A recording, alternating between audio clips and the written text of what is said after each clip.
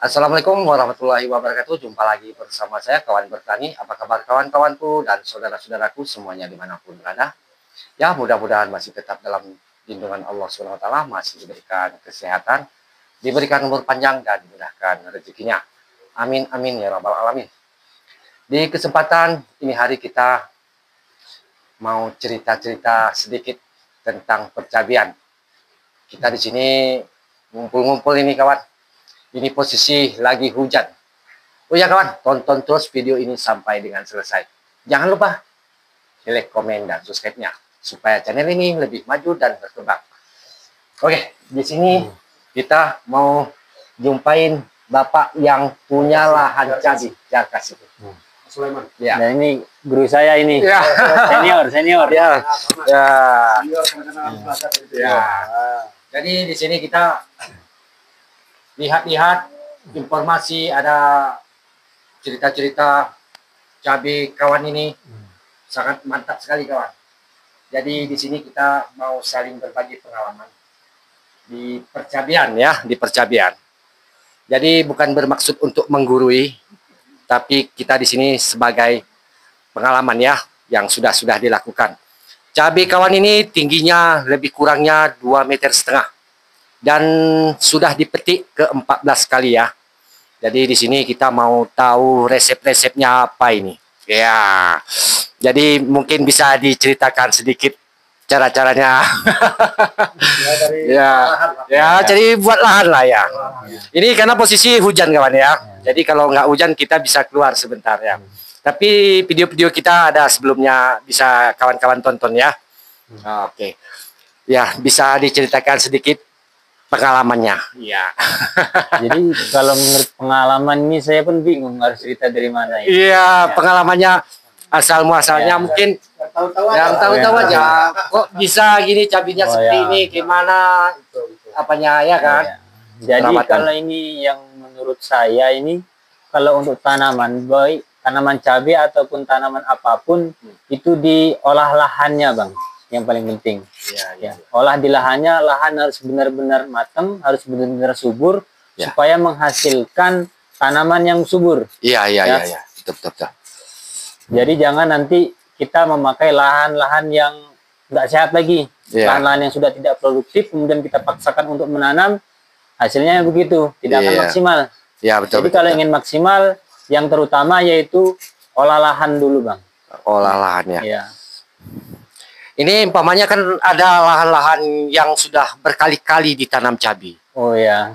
Mungkin ada trik-triknya supaya cabai itu bisa ya sehat seperti punya kawan kita ini. Ya. Jadi trik untuk tanah-tanah yang sudah tua atau tanah-tanah yang memang ini sering untuk ditanami. Ya. Jadi saat tanah-tanah yang sering ditanami ini termasuk tanah-tanah yang rusak. Karena apa? Karena dampak dari kimia. Ya, karena dampak dari penggunaan kimia yang terlalu berlebihan. Jadi cara untuk mengatasinya dengan memperbanyak pupuk kandang atau kompos. Kompos ya, betul. Bisa nanti memakai kompos ayam, kambing, atau kulit kopi pun bisa. Kulit kopi ya, oh ya, kulit kopi ya. Atau nanti tai kerbau itu juga bisa. Yang penting kompos. Kompos. Ya. Itu kan perlu fermentasi yang agak lama. Iya. Itu berapa lama kita fermentasinya itu? Fermentasinya ini tergantung ini Bang. Tergantung obatnya. Obatnya. Jadi kalau kita pakai bakteri yang sudah aktif seperti M21 ini cukup sekitar 1 minggu itu udah jadi. 1 minggu sudah jadi. Tapi kalau M4 ini bisa sampai 2 minggu. Oh, lebih 2 lama. minggu. Ya. Itu cara apanya gimana itu? Cara pembuatan fermentasinya itu? Cara pembuatannya? Iya.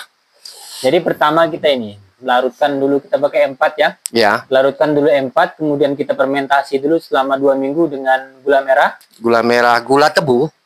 Boleh juga. Pakai gula merah atau gula aren juga bisa juga.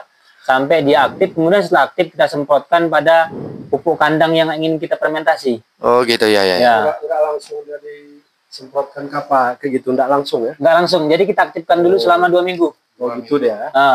Itu seumpamanya pupuk kandangnya lebih kurangnya 1 ton. Ya. Apa namanya, gula merah tadi ya? Itu berapa banyak yang harus diperlukan? Jadi untuk 1 liter M4 ini takarannya sekitar 1/4 gula merah. Oh, 1/4 gula Ya. merah.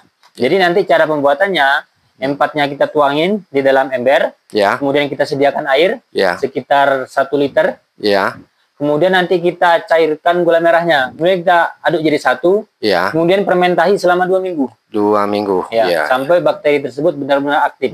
iya, iya, iya, iya. Tapi jika bagi teman-teman yang pengen praktis, nggak pakai fermentasi bisa pakai M21. Ini lebih praktis karena bakterinya sudah hidup, langsung bisa diaplikasikan. Oh, gitu ya. Ya. Jadi setelah setelah siap lahan, pupuk tadi pupuk kompos tadi, Ya. udah bisa kita aplikasikan gitu. Ya, harus merata itu. Jangan nanti sebagian orang kan disemprot atasnya aja. Jadi harus dibalik-balik. Oh, dibalik-balik. Ya, harus kena rata Iya, semua. iya, iya.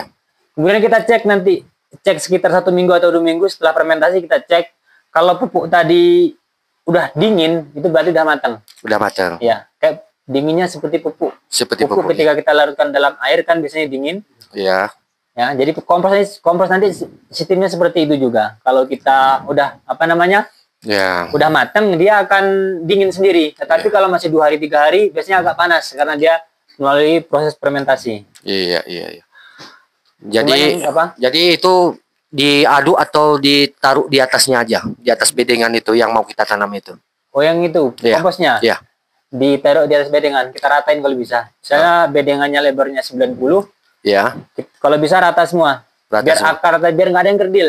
Oh, gitu. Soalnya kalau kita taruh tengah nanti Sampai sebagiannya. sebagian nggak nyampe. Nggak sampai, iya. Ada yang betul, kerdil nanti. Ya, ya. Jadi kalau kita ratain ini, insya Allah nggak ada yang kerdil nanti. Oh, berarti Ya. nggak mesti kita aduk sama tanah lagi. Nggak mesti. Di atasnya saja. Iya. Setelah itu apa ada pupuk lain, pupuk sejenis kimia? Oh, ada juga pupuk kimia. Oh, iya. Ya. Kalau pupuk kimia ini bisa apa aja lah. Yang Apa penting aja ya. ada unsur nitrogen, kalium, fosfat, ya, ya. ya. Ya, ya. Cuman kalau untuk pertumbuhan biasanya kita fokus ke akar dulu. Ke akar ya. Ya, jadi lebih baik kita kencengin di fosfatnya. Fosfat, TSP ya. Nah, bisa TSP, SP36, Iya, iya. Kamopos. Ya, ya. Kan banyak itu pupuk fosfat. Jadi kalau tanaman itu kalau akarnya udah banyak, akarnya udah panjang, Ya. ketika kita cor atau nanti kita pupuk samping, ini makanya lebih kenceng dia. Oh, gitu ya, ya. Makanya kita kencengin dominan di fosfat. Iya, iya, iya. Oh ya, ini kan setelah kita kasih pupuk, berapa lama kita tunggu kita tutup mulsa? Ukuran yang bagusnya kan sekitar 1 minggu. 1 minggu. lebih. Ya. 1 minggu baru kita tutup. Apakah ada bantuan kayak kapur dolomit? Oh, itu pakai 2 kali kita. Pakai 2 kalinya Ya. di mana itu? Pertama di galungan awal di atas kompos, karena kompos itu sifatnya pH-nya rendah. Oh, Ya, ya. sekitar 4,5 kalau kompos. Ya, itu. betul, betul, betul, betul. Ya. Jadi kita taruh nanti di atas kompos, kemudian nanti kita taruh pupuk dasar, Ya, kemudian nanti kita timpa tanah tipis, kemudian taruh dolomit lagi. dolomit lagi. Ya. Kita usahakan pokoknya tanah itu yang benar-benar pH-nya ideal. Harusnya. Ya, netral. Jadi ketika nanti kita melakukan pemupukan, ini pupuk tadi bisa terserap dengan sempurna. Ya, betul, betul. Ya. Oh ya, ini tadi pupuk dasar tadi kan yang tadi kan kompos. Yang pupuk dasar tadi apakah siramkan aja apa kayak mana itu? Ya, disiramkan aja. Siramkan aja. Siram kalau bisa rata juga. Rata juga. Biar nggak kerdil tadi. Iya, iya, iya. Kalau takutnya nanti kalau pupuk juga kebanyakan nggak bagus juga. Iya, iya. Bagian nanti kalau kita nggak rata tengah atau gimana kan nggak rata itu Iya. ada yang menumpuk. Jadi nanti kalau tumbuhan terlalu banyak pupuk ini nggak bagus juga. Iya, Ya. iya, betul, betul, betul. Ya, habis itu ini lagi. Setelah dipasang mulsa tadi kan dibolongin dia.